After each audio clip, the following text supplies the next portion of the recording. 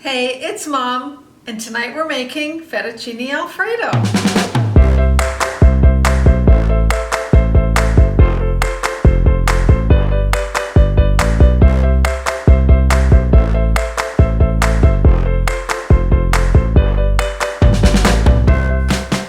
Hey, it's Mom, and today we're going to make Fettuccine Alfredo.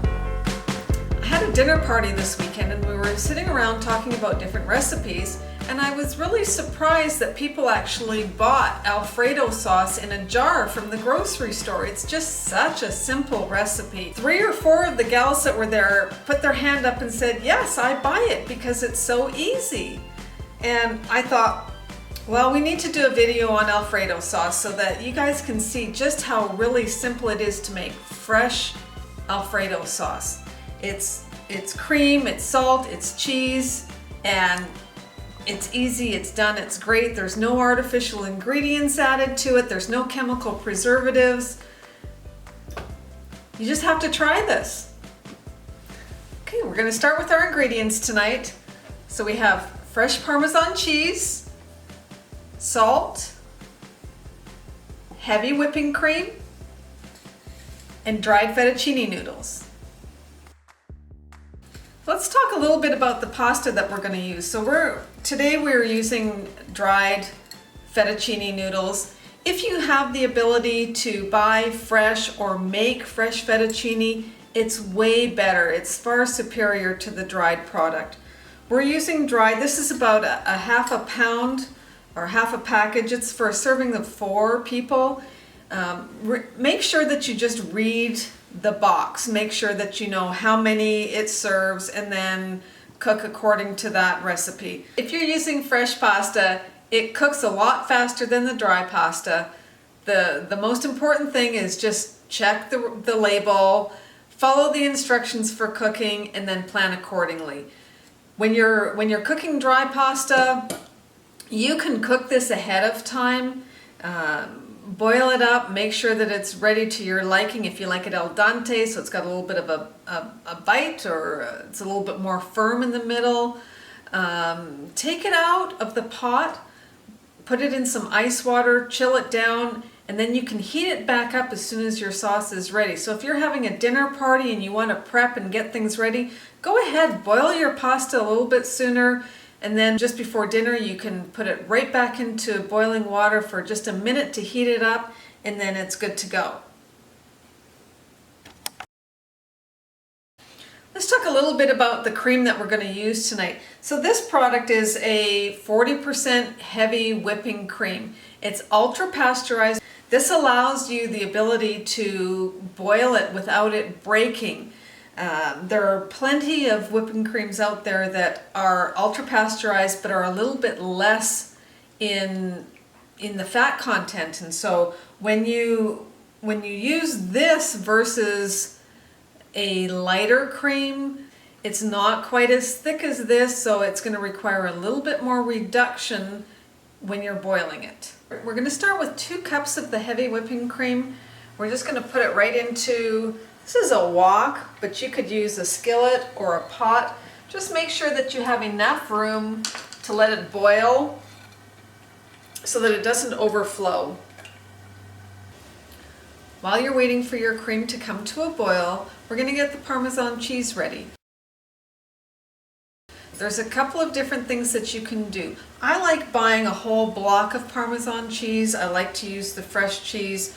You can use the tubs that come pre-shredded or they're pre-sliced. I prefer fresh over the cans that you can buy. I just think that it's a much superior taste. So I've actually pre-sliced some cheese. Just take slices using your vegetable peeler. If you don't have a vegetable peeler, you can shred it. Either way, just thin slices make it really easy for it to melt in your sauce. I see that the cream is starting to come to a boil, so you're just going to use a spatula and stir it down. This is going to take probably 10 to 15 minutes to reduce. You just want it to get nice and thick. Okay, I just want to show you how quickly this can come to a full boil and overflow your pan. So I'm just going to let it come up. This is on high right now. See, this will spill over and make a big mess on your stove. So you have to keep an eye on it.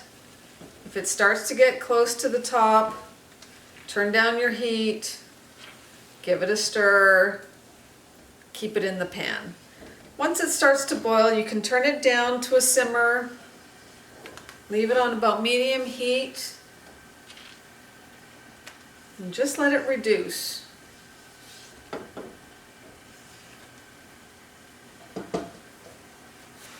And again, while it's reducing, it's going to depend on what type of cream you use, whether you use a 40% cream or something a little bit less.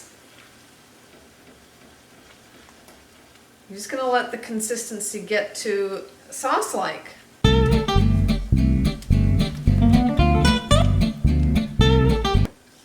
Now, if you like garlic, you can add garlic to your cream.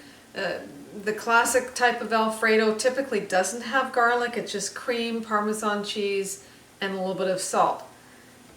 Depending on your Parmesan cheese, if it's a little bit saltier than other brands, you won't have to add as much salt. So you add the cheese, taste it. If it needs salt, add a little bit more. We're going to go ahead and throw the pasta in the pot now. I have boiling water. Always use a big pot with lots of water in it. And make sure your water is salted. I always give it a good round of salt. Put it in. Make sure you've got the temperature on high so that it stays boiling. And then you're going to want to give it a good stir after it gets in the pot so that it doesn't all stick together. See, that came right back to a full boil. Not quite a full boil, but came back to a boil. It's bubbling. Okay, if you look at the consistency of this, you can see that the bubbles they're not as quick to break. They're a little bit more stuck together, if that makes sense. So it's just a little bit thicker. This is the time where you can start actually adding the cheese. So we'll add a little bit of cheese.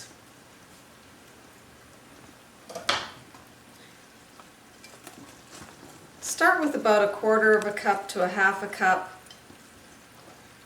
Let that just melt in there. As when you add your cheese, it's going to thicken it up as well. And see how that got really creamy after we added that. Just let the cheese melt.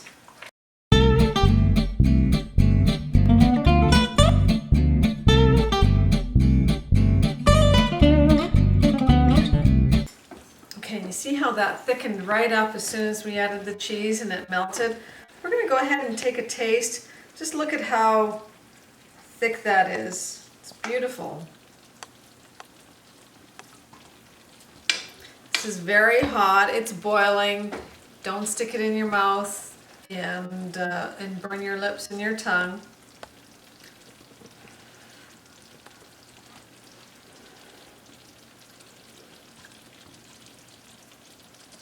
That's really good.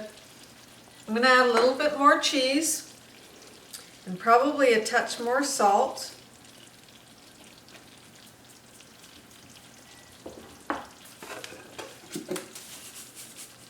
This is probably 1/2 teaspoon of salt that we've added so far. And if you find that this is getting a little bit too thick, you can always add a little bit more cream to it. I do have this on low now, so it's just simmering. I'm going to give it another taste just to see how that is. Again, you really have to taste things, because I can give you the recipe, but depending on the ingredients that you're using, it's going to vary on the taste. So taste it, adjust the seasonings, adjust the cheese, adjust the cream.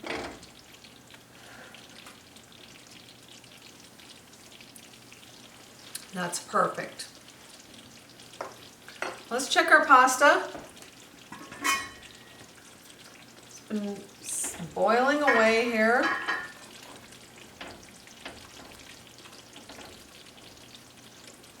It looks like it still needs a few more minutes. When you check your pasta, just pull it out of the pot. You can almost tell when it's a dried pasta like this. You can tell if you see here the edges are kind of white, the middle is very yellow. So we know that that inside is not quite cooked yet. Just let it go a little bit longer. Okay, this sauce is pretty much ready. So I'm going to go ahead and take it off the heat for right now because we don't want it to break. So just turn your heat down until your pasta is ready. Okay, so I think the pasta's just about ready. I'm going to take a piece out. Don't burn yourself because it's hot. Just give it a taste. See if it's how you like it. It's perfect right now. I'm going to turn off the heat and then just take it to the sink, and we're going to strain it off into a colander.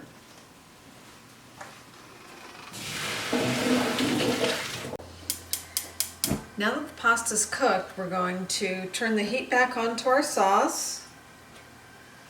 Just get it nice and warm again. We're going to add the freshly cooked pasta right into the sauce. Give it a stir.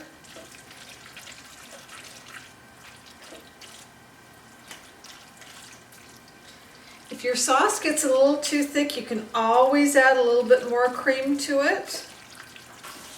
As soon as it gets back up to hot temperature again, just going to shut it down and put it into our serving dishes.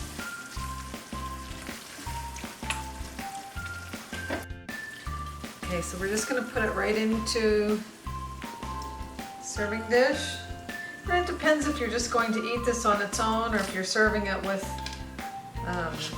another course. You can always top it off with a little bit of dried or fresh parsley, or you can take your Parmesan cheese, the slices that you made earlier, just crumble them up and put them on top for a nice presentation. There you go. Enjoy.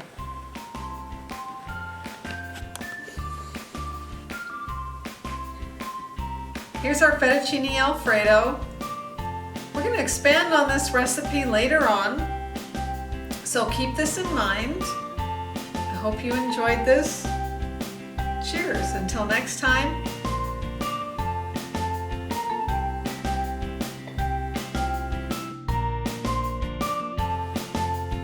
If you like this recipe, don't forget to share it on Facebook, subscribe to the YouTube channel, and if you have any questions, don't forget to email us at momscookingadvice@gmail.com.